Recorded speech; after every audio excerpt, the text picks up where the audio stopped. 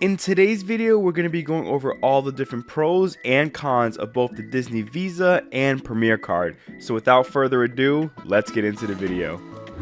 The first card that we're going to look at is the Disney Visa credit card. Now, when it comes to this card, the first thing that you want to know is that there is a 0 annual fee. So you will not be charged every year for having this card. When looking at the pros of the card, the first thing is that you'll get $150 statement credit after spending $500 in the first 3 months of opening the account, which, to be honest, is not the best when you're looking at the credit card industry, but it is something that you can utilize if you are going to be getting this card for the first time. When it comes to the Disney rewards dollars that you can earn, you'd get 1% on all card purchases with no limits to the amount you can earn. Now, when it comes to utilizing these rewards dollars, you can pretty much use it anywhere on Disney property. You can use it towards anything Star Wars, you can look at using it for theme park tickets, resort stays, shopping, dining even, and so much more. And on top of the rewards dollars, you also get a 10% off of merchandise and purchases of $50 or more. And you also can use a 10% off at both dining locations at Disney as well as the Disney Cruise Line ships. And a little bit of a tip that nobody really knows, but you can actually use this towards any type of guided tours, which would be about 15% off of the non-discounted price. Terms and conditions would apply to this though. Now, when it comes to the APR on this particular card, it is going to be a 0% intro APR for 6 months, and then after that it's going to range from 15.49% to about 24.49%. And if you are interested in doing a balance transfer at some point in time, it would be anywhere between 15.49% to 24.49%.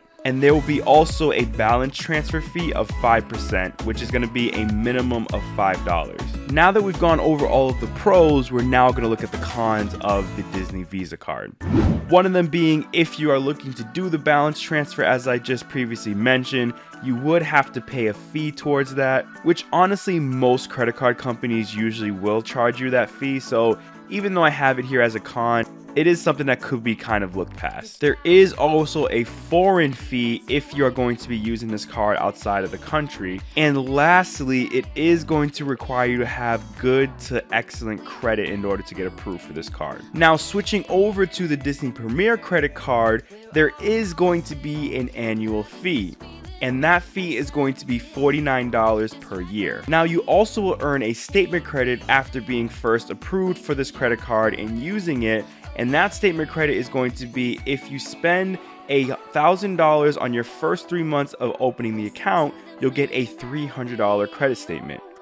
When it comes to the rewards dollars on how it works with the Disney Premier card, it's gonna look a little bit different compared to the Disney Visa card. You're gonna have 3 different percentages that you can earn when you are making purchases on the card. The first one being that you can earn 5% on card purchases made directly on DisneyPlus.com, Hulu, or ESPNPlus.com. The second percentage is going to be 2%, and that's gonna be towards any purchases at the grocery store, restaurants, gas station, and most Disney locations. And then lastly, you'll earn 1% on any other card purchases. And when it comes to redeeming these rewards dollars, it's going to operate exactly the same as the Disney Visa card, in that you can pretty much use it anywhere on all of Disney's properties. Now, when it comes to the percentages of discounts that you get with having this card, it is again going to operate exactly the same as the Disney Visa card. And you guessed it, when it comes to the APR on purchases and also the balance transfer fees,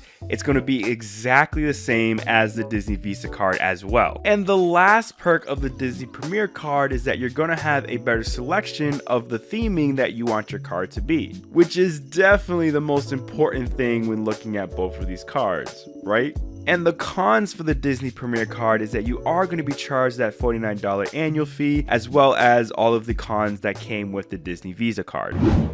So now that we've pretty much gone over all of the different details that you would need to know when it comes to comparing these two cards, I'm sure you're probably guessing what my opinion is on what you probably would want to get. Now, as far as making a decision on which one of these credit cards you would want to actually apply for, it's honestly going to be up to the kind of person you are in regards to going to Disney World, or really anything Disney for that much. And what I mean by that is that, as you saw as we compared both of these cards, they're pretty much the same exact card with some subtle differences. The only major difference is that you're going to get more of a statement credit, but you will have to spend more money in order to get that statement credit, and also you're going to get a different percentage for actual rewards that you can earn with that credit card when it comes to the Premier credit card.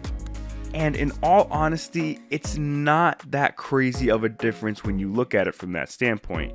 However though, if you are somebody who's going to be frequently visiting Disney properties, I do think that it would probably be in your best interest to potentially look at getting the Disney Premier Visa card, because it's going to at least give you more earnings on your purchases for a single purchase that you might make. I do think though, if you are somebody who is going to be frequently visiting any of the Disney theme parks or any locations for that matter, the Disney Premier card could be a best option for you, just because when you are making single purchases, you could potentially be earning more of a percentage on the Disney rewards dollars. And even though it's not a significant amount, it still does add up after a while. And if you are someone like me who is planning on going on an expensive trip to Disney before getting the actual credit card, it might be in your best interest to get this card, because you will be spending definitely over $1,000 to get that 300 statement credit. I do think that there is some value to having the Disney Visa card, hence why I got it myself,